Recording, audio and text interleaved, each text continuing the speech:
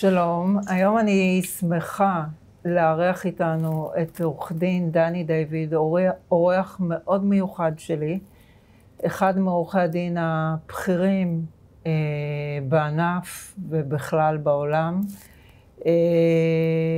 ואני רוצה לנצל את ההזדמנות שדני היום בימים האלה בביקור משפחתי לרגל בר המצווה של בנו. אז דבר ראשון, ברכות לדני. תודה. אנחנו ננהל את הרעיון, את השיחה היום באנגלית. אתם מוזמנים להצטרף אליי ולהגיב בהמשך.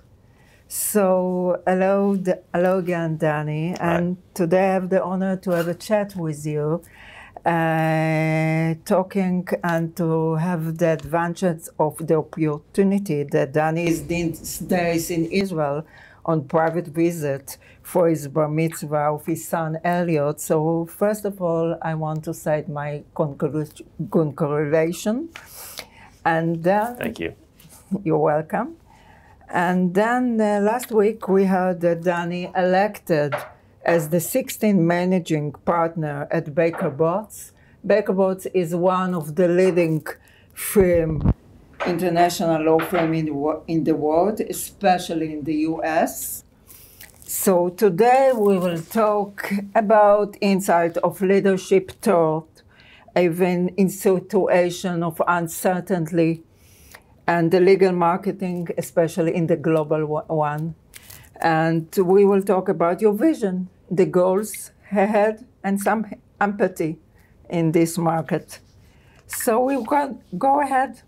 So please, Danny, I would like to our audience to hear, for those who know Baker Botts, although everybody knows who is Baker Botts, the law firm. So give us a little information about your firm, the branch, what you are doing daily we use. Baker Botts is a full-service international law firm. We have offices across the globe. We are a one-stop shop for many of our clients who have very complex issues. We do corporate work and projects work in intellectual property and litigation, as well as tax.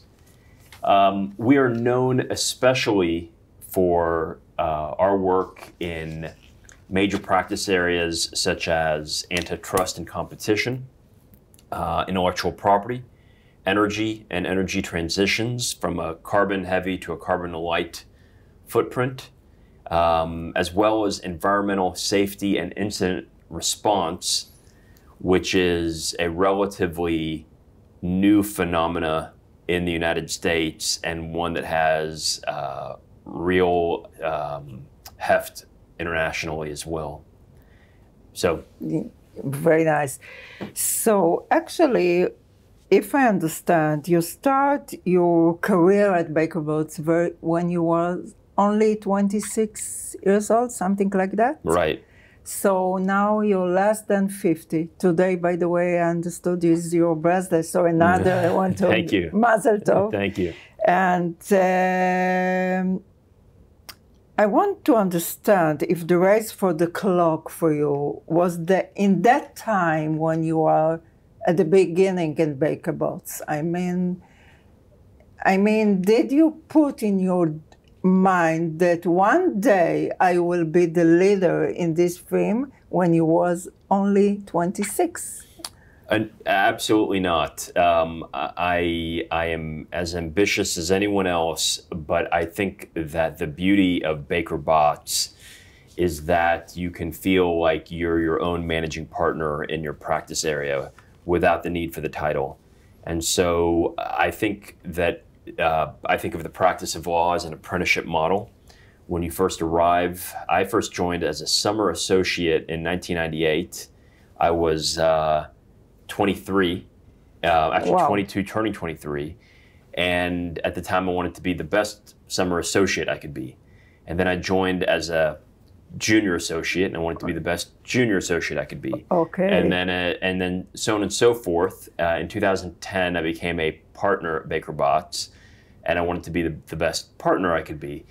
And I think what has happened is over time, I have come to appreciate just how good our partners are, and I wanted to find the tallest rooftop from which to shout about it, to brag about my partners, to tell clients and prospects about what we had to offer.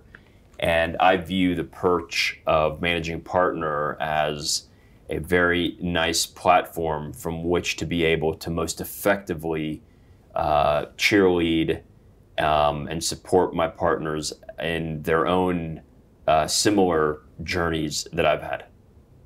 Fantastic, your journey, really. Thank you. Yeah. So actually, you said that every position, if I understood it right, you want to be excellent, and to be the best, and to know how to work in a team. Correct. With your partners. Right. So it was also in your Harvard school? I think Harvard emphasized, I think the criticism of Harvard law for many years had been that there was a relentless focus on the individual. By the time I got there in 1997, I think that there was a true appreciation that a team can accomplish more than an individual, no matter how gifted, how hardworking. There is a real economy of scale that can happen only when you work in collaboration with other people. It turns out that that kind of training and education is perfect for the law firms because we work in the team context all the time. Yeah. And actually, I understood, if I read that before Baker Boots, you had a role in a partner as McKinsey also, and you were so young, only 22 or 23. This is It's after amazing. law school. So when I was in law school, I wanted to try something directly in business, and I wasn't sure what I wanted to do. I helped my college roommates with a business in Europe and then in Latin America, and then moved over to consult about the industry that the business was in as an associate. And McKinsey is similar in many respects to a law firm in its internal organization, but it confronts business problems from a non-legal perspective, and that proved to be incredibly helpful as a lawyer. Mm-hmm. And the nature of advice, the quantitative analysis of problems, laying out options, and helping make recommendations to clients is very similar to what law firms do. Interesting. And we still have a relationship with the same, sometimes it's even the same clients that we used to have, offering different advice, but always informed by a keen eye on what is commercially most viable. Fine. I remember, if we go back, that in one of your earlier first case in Baker Botts, you had a case prepare a negotiation and the contract for a basketball player he joined the NBA basketball league, and you were very excited. You were young at the beginning of your career. And what was special in that case, I mean, at that time? So I was very lucky that the first 5 cases I had for Baker Botts were very extraordinarily high profile, through no fault of my own. But that's the nature of the kind of work that Baker Botts routinely does. But I was very spoiled as a first and second year associate. I thought every case is the most important thing to happen. What was special about the basketball player in question is it was a time of openness between China and the United States. Okay. And on top of that, I think that we caught both countries in a sort of inflection moment. And then there's always the excitement of professional sports, which takes everything and accelerates it and magnifies it for the world to see. And the player in question ended up having a fantastic career in the NBA. I'm mindful that he no longer works, but I still do. Good one. As I read, for example, the Chambers and Partners wrote about you that the last decade, Mr. Danny David works with litigation related over over 50 merge transaction value over $200 billion. I'm sure it's more now. Yeah. Yeah. So you're very modest, you're professional, and we understand you are also very friendly and empathic for everyone in the film, and it's amazing, really. And actually, I want to. I think it's a good example, that one with the Chinese basketball player, because I understood that you are like a musician who make the merge and equities and becoming one of the best in US. So what is let's say, how is you becoming one of the best? What is to be excellence if what you are doing, or your personal star you bring here? So I appreciate your kind words. I don't lay any special claim to insight here, nor I appreciate the very flattering words, but they're not for me to say. I will say that what has worked for me, and is maybe a little bit unconventional, because I think that over the last 20 years, there has been an excruciating focus on specialization. And specialization is great, and it's super important, no question about it. But like you say, talking about music, it's like an orchestra. You've got to have the violin player, and you have to have the viola player. For years, I looked at the violin and the viola, and they looked exactly the same from where I was sitting. It turns out they're radically different instruments, and they play to totally different octaves. They're even constructed differently. And then there's the person making hand gestures in the front. And I think what has been great for me, in part because of the way that Baker Botts forces all of its lawyers, is you're going to be in the wood section, then you're going to be playing the drums, and then you're going to be playing the triangle, and then you'll be a conductor, and then you'll be selling tickets to the show, and then you'll sit in the audience, and then you'll be cleaning up afterwards.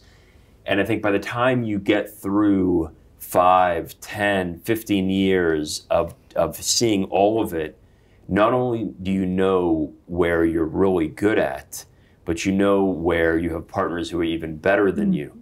And if I've had any success, it's borne on the backs of my colleagues who are better than I am.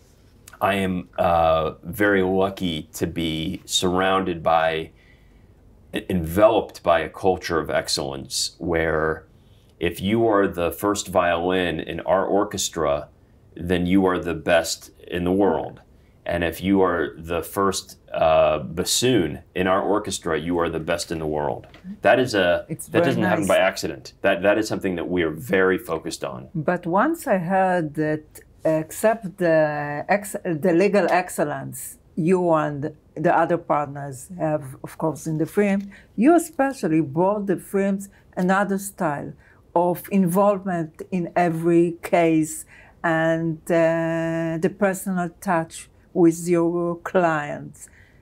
Is it together, if we can say? So what is the magic you brought here? I mean, it's also your, as you said, to be like, to know how to, the musician in the piano, or it's all together when you have your something personal. I mean, it's not to be only the best lawyer all over the world. It's a super question. Anybody who can answer it effectively probably has a different answer. For me, it is, and I think it took time to get to the point where I understood that my job, really my only job, is to ensure that I take on the client's concerns, anxieties, questions, and challenges, not only as if they were my own, but also I take them away and lessen the burden on the client to the point where they no longer have to worry about the problem. That is easier said than done. Mm-hmm. I am not the judge to determine whether I do that effectively, but when I am waking up and when I'm going to sleep and when I'm eating and when I'm showering, that is the only concern I have. It's a lot of responsibility on your shoulders. Well, but I wouldn't have it any other way. But I think that it's also what makes it incredibly rare, I think, and I don't think I'm saying too much here, but it is understood by the support network that I have and my family and my friends understand that is who I am, and it is. Look, I don't want to be cheesy about it because I think it can devolve into kind of more marketing type sentiment, but I have found a sense of purpose, more than that, a sense of identity, meaning to my life through the concerns of my clients. And that's the bargain you strike. That's the deal. And if you ask my children, what do I do? They would say problem solver. They understand that. For example, when I read the feedback, for example, in the Chambers and Partner, one of your clients said, Danny David keeps clients apprised and he's friendly, professional, and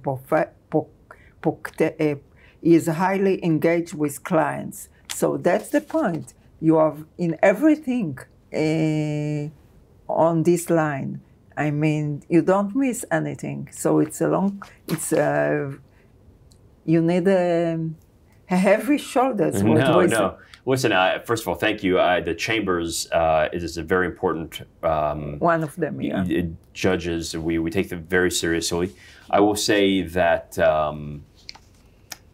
it goes back to this notion that is a little bit counter conventional wisdom, which is while you need a specialist, you need many specialists, you also need someone who can help quarterback and orchestrate the specialists. And so you have a view of a relationship that extends beyond a narrow question and answer. And you're right. Absolutely. Yeah, so the only way you can do that, I think, effectively is by understanding the whole context. Yeah, of course. And actually, now that you entered your new role as the new managing partner, and you are less than 50, and it's amazing. And I would like to understand the goals and the meaning of the strategy. How is work? How actually, when you have to make decision in a big firm like yours, how it works in daily life, as we said? Yeah, no, it is a question of consensus building. Mm-hmm. We have a partnership agreement. The partnership agreement is very specific on how we govern ourselves. We have a lot of smart lawyers, many of whom have are supposed to, by dint of their professional career, a critical view on issues, including our own internal questions that we need to answer. So fortunately, people take the partnership agreement very seriously, and we live by it. We have a culture that allows for strong differences of opinion, and then upon an airing out of the differences of opinion, we can resolve them in a very peaceful way. For example, this is the word. So, for example, when you have a man decision to make, for example, to open a transaction or to open a new branch like you had now in last year in Singapore these days, or to close the branch in Russia. So all the partners have to vote about it? Or that is part of our culture of shared decision making. I won't get into the particulars, but we have a broad consensus upon those two decisions, and we're very excited about our Singapore office, which is it feels like the final piece of a puzzle that we've put together around the world, especially with respect to energy and energy transitions. So maybe it's the answer when you close on one hand the branch on Russia and down on. I don't. Where you take the one door opens, another door closes. And maybe the other one will be in Israel.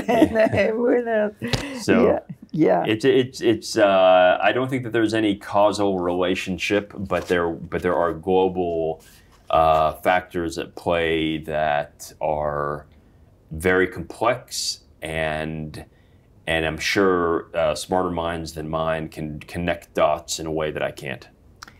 So if I want to understand, again, the goals and the meaning of the merge between the films, I mean, it's very fashionable also in Israel, to make a merge with the also Baker Boots. I think you are different. It's only Baker Boots, and you're not merged with other films.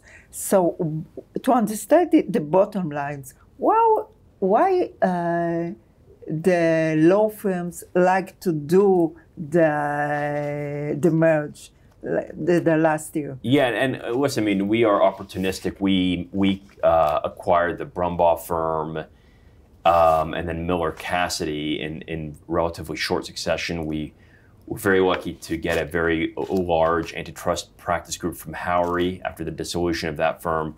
So I don't want to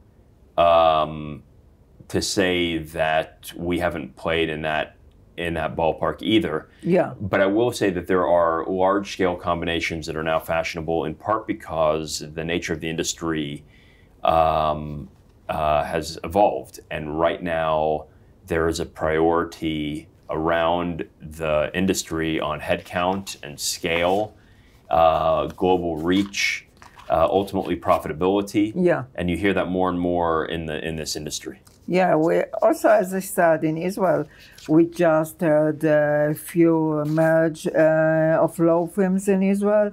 There was publicity between the British firm Allen and Arbery and the American firm Sherman and Sterling about the merge and so on. I understood that the merge gave power to the firm, but there are still a lot of boutique firms in all over the world, of course. Sure. So you think that boutique firms all over the world still have their answer in the legal marketing?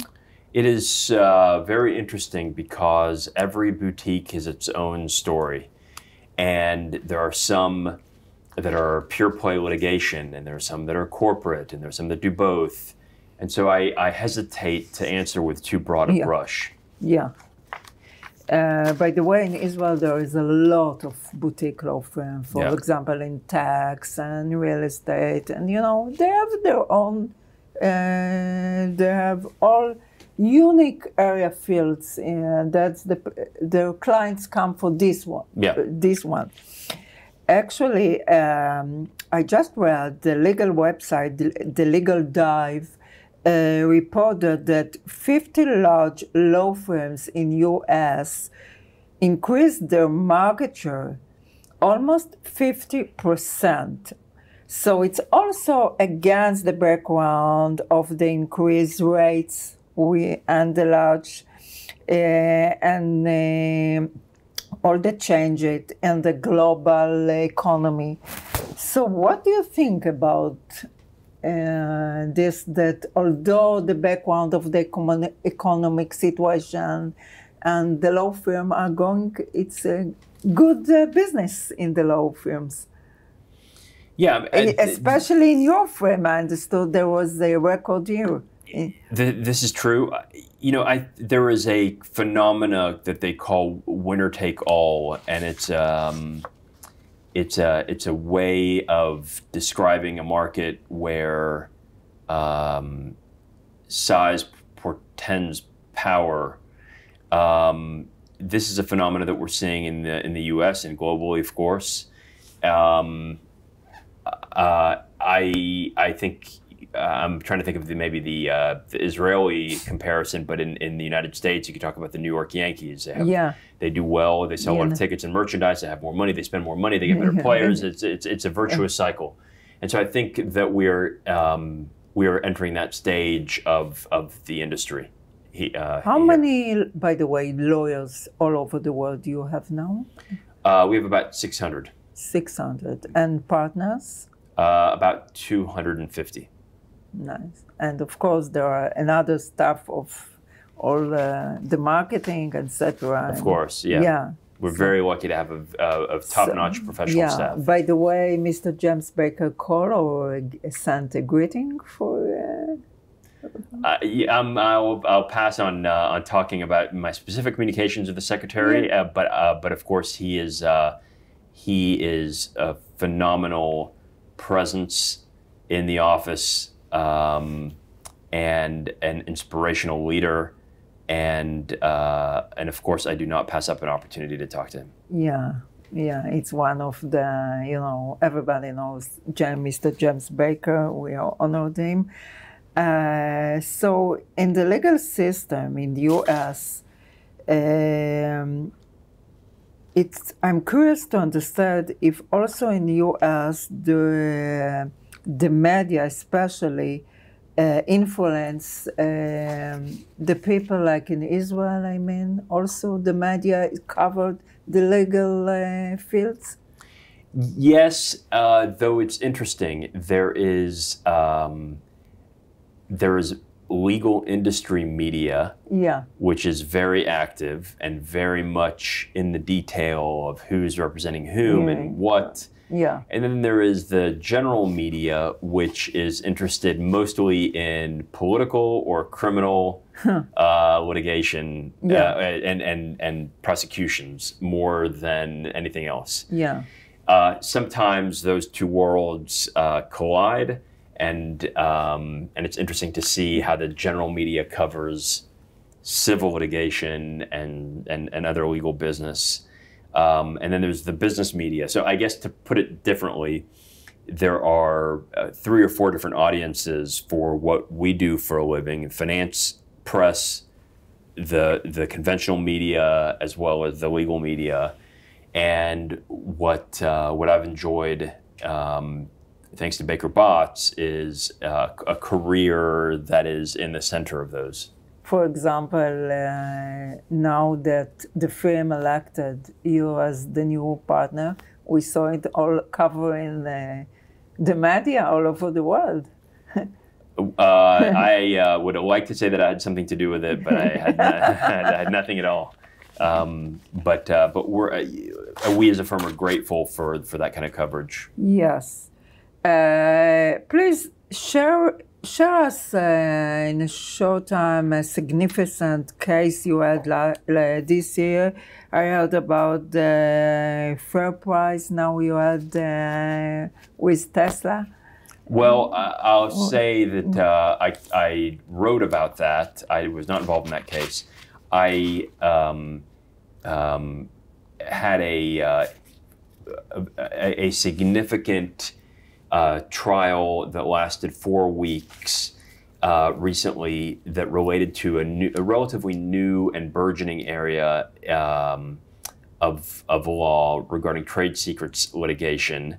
And to put maybe a finer point on it, the topic of the trial related to the rights and duties of former employees when they go on to another place of work. And it's very complicated, it's very interesting, and it has very real ramifications to employers and corporations around the world who do business in the United States. Right.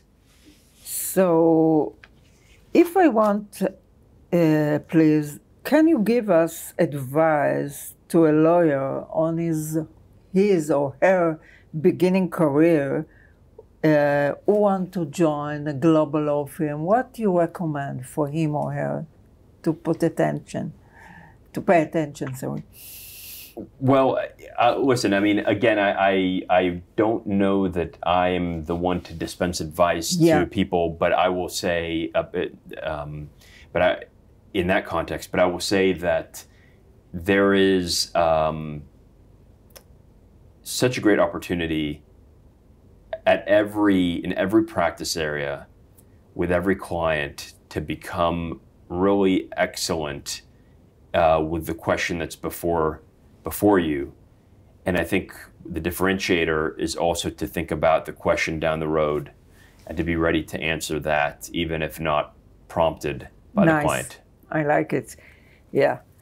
So how does the AI system, the GPT system affect the legal work, especially in your firm? You deal with it in your firm?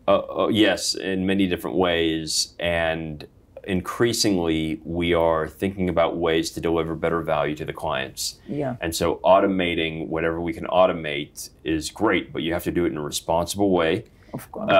And you have to make sure that the work is your own, and that the authorities you reference are correct.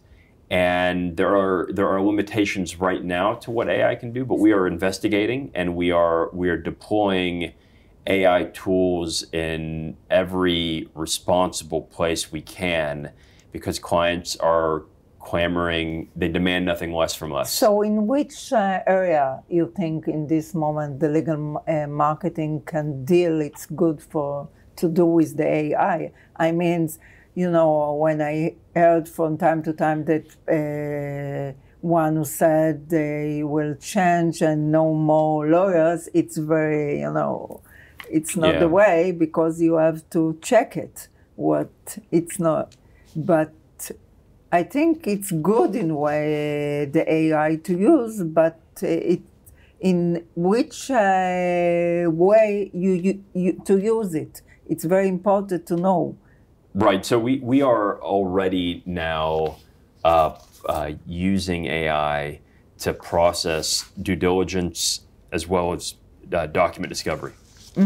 So that's both in the transactional side and the litigation side. Yeah. And that is a huge cost savings. So we're able to do things a lot cheaper than I believe most of our competitors. Yeah. Having said that, while one day I'm sure AI will come knocking, we're very lucky to be confronted with some of the hardest intellectual challenges of our time, and you can't outsource that. What do you mean about the rights of all the matters, or the strategy and the sequencing and the tactics to deploy to resolve an intractable problem are now still well outside the reach of AI. In a few years, for example, in 10 years, there will be another lawyer in the market. Right, and yes and no, because the new lawyer, if you're referring to AI, I mean, will need its own lawyer, right? And so there's,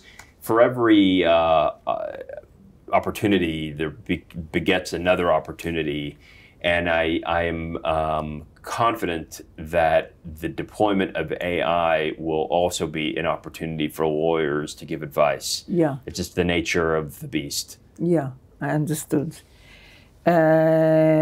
So recently, I don't know if you know, in Israel there is a big drama talking about the legal reform in Israel related to the committee of the appointment of judges and the attempt to reduce the power of the Supreme Court. What, generally speaking, you think of when people try to involve in the committee, or what do you think about it, all this process? Well, I don't think that I can give an answer to the specific issues here, nor would I, given that your audience is going to have a much better perspective than I do. And so I think that there are other broader issues that come into play, and one of them, for example, that I think about is, do employers have greater responsibility for voicing views on matters of public policy and politics, or is that the function of a challenged or even broken political system?